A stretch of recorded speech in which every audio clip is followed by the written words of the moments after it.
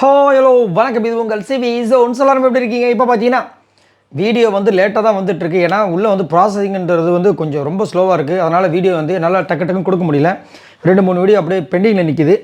So இப்போ இதுவும் வந்து எப்போ வரப்போன்னு தெரியல. ரைட், இப்போ என்னென்னா சுபிக்ஷா பிக் பாஸ் வீட்டை விட்டு இந்த 2 நாளைக்கு முன்னாடி தான் போனாங்க.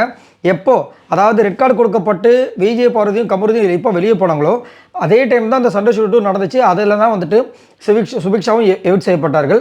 ஸோ அவங்கக்கிட்ட வந்துட்டு இப்போது பேட்டியில் எடுக்கிற விஷயங்கள்லாம் வருது. அதில் பார்த்தீங்கன்னா அவங்க சாண்ட்ராவை பற்றி திடுக்கிடும் தகவல்லாம் சொல்கிறாங்க. நம்மளுக்கு ஷாக் ஆகுது. ஏமா இதை நீங்கள் அங்கேயே சொல்லியிருக்கலாமேம்மா, என்னம்மா நடக்குது அப்படின்னு நம்ம இருந்தது.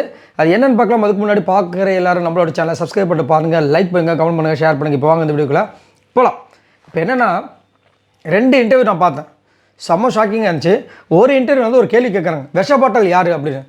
அந்த அம்மா கொஞ்சம் கூட யோசிக்காமல் சாண்ட்ரான்றாங்க. பச்சோந்து யார், அதாவது நிறம் மாறுறவங்க ஒருத்தங்கிட்ட சாண்ட்ரான்றாங்க.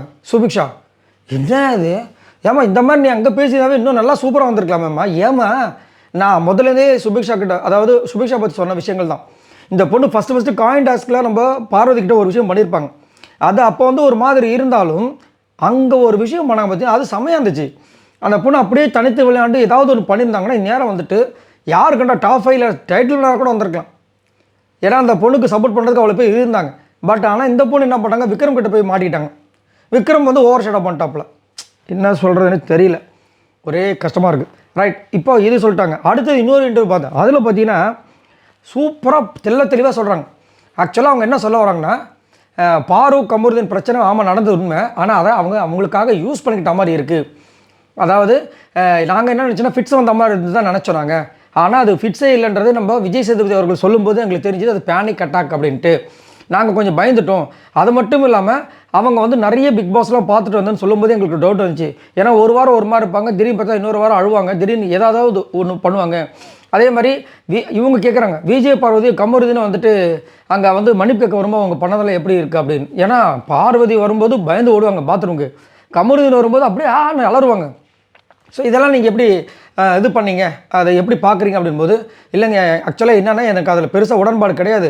அதே மாதிரி லாஸ்ட்டாக அவர் மனம் திருந்தி மன்னிப்பு கேட்க காலில் விழ வந்தார். அப்போ அவங்க வந்து அப்படி பயந்து அப்படி திரும்பினாங்க. எனக்கு அதிலலாம் பெருசாக நடிக்கிறாங்கன்னு சொல்ல வர மாட்டாங்க, உடன்பாடு இல்லைங்க. அப்போ அதை எப்படி சொல்கிறீங்க, அது கேமுன்னு சொல்ல வரீங்களா? ஆமாங்க, கேமுக்காக அவங்க அதை பண்ணியிருக்காங்கன்ற மாதிரி வந்து சொல்கிறாங்க. ஏமா அதாவது வெளியில் வந்து நிறைய பேர் இதை பண்ணி பயங்கரமாக, அதுவும் ஒரு சில இதில் வந்து 10 ஒரு வீடியோ பார்த்தேன், 10 குவாலிட்டிஸ் என்ன அப்படின்னு சொல்லிட்டு அதை ஒரு ட்ரெண்டிங் பண்ணி விட்டுட்ருக்காங்க. என்னையா நடக்குதுன்ற மாதிரி இருக்குது. ஏன் அதுக்கப்புறம் பார்த்தீங்கன்னா இதை சொன்னாங்களா, ஐயோ நிறைய சொன்னாங்களே. அதுக்கப்புறம் வந்துட்டு இது வந்து எங்களுக்கு வந்து அதாவது ஒரிஜினல் மாதிரி தெரியலன்ற அளவுக்கு வந்துட்டு சொல்லிட்டாங்க. இதுதான் அதோட கரு, சரிங்களா? எனக்கெல்லாம் செம்ம ஷாக்கு. என்னையாது, அதாவது வெளியில் இருக்கவங்களுக்கு உள்ளே என்ன நடக்குதுன்னு தெரியாது. அதை வச்சே வந்து நிறைய பேர் என்ன சொல்கிறாங்கன்னா அவங்க நடித்தாங்க, அந்த மாதிரிலாம் விஷயங்கள் நம்ம பேசணும். ஏன்னா எனக்கு என்ன டவுட்னா, அவங்க உண்மையிலே அவங்க பார்க்கும்போதெல்லாம் வந்துட்டு அவங்களுக்கு ஒரு பயம் வருதுன்னா அது உண்மையிலே பேனிக் அட்டாக்குன்னு அவங்க சொன்ன மாதிரி இருந்துச்சு அப்படின்னா கண்டிப்பாக வந்துட்டு நம்ம அதை ரெஸ்பெக்ட் பண்ணி தான் ஆகணும். ஏன்னா அவங்க கோத்ரூ பண்ண விஷயங்கள் அவங்களுக்கு தான் தெரியும். நம்ம அதை வந்து நம்ம கொஸ்டினே பண்ணக்கூடாது, அதை வந்து நம்ம அதை வந்துட்டு இது பண்ணக்கூடாது, நார்மலைஸ் பண்ணக்கூடாது. ஆனால் எனக்கு என்ன டவுட் அப்படின்னா, முடியும் போது அவர் வந்துட்டு காலில் விழுந்து மன்னிப்பு கேட்கும்போது பயந்துருப்பாங்க. ஆனால் அவங்க பக்கத்துலேயே இருக்கும்போது அங்கே வந்து நம்ம விஜய் சேதுபதி அவர்கள் கேள்வி கேட்கும்போது பயப்படாமல் அப்படி கம்முன்னு உட்காந்துட்டு இருப்பாங்க. அதே மாதிரி அவங்களுக்கு பின்னாடி டான்ஸ் பண்ணிகிட்டு இருப்பாங்க, அப்பயே கம்முன்னு இருப்பாங்க.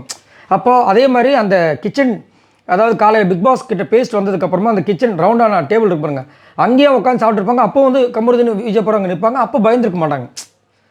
அந்த நேரத்தில் வந்து விஜய் பார்வதி பற்றி சபைக்கிட்ட சொல்லிட்டு இருப்பாங்க, அப்பயும் வந்து பயப்பட மாட்டாங்க.